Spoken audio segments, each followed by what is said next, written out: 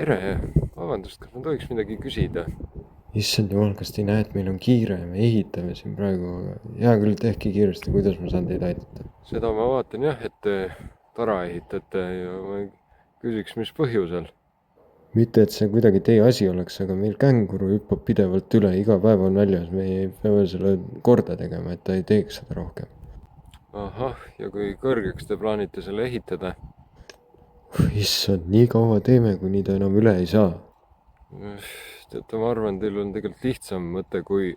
Kuulge, mul pole aega teiesuguse võõra kõrvalise isiku juttu kuulata, me peame tööd tegema, äkki te ei sega meid rohkem, kena päeva.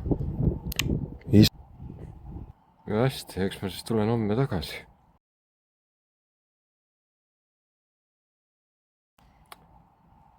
No tere jälle, näen, et ikka ehitate. Issand, jälle teie, kas te ei võiks meid mitte segada? Kuulge, teate... Minge ära, amatöör. Amatöör? Jah, te ei tea loomaiatööst midagi.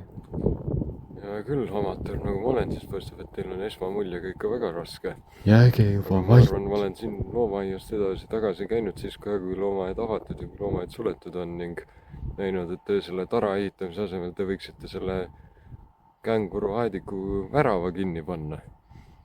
Siis ta kindlasti välja ei tuleks. Mida? No vot just mida. Pange like ja subscribe, kui arvate, et mul on õigus.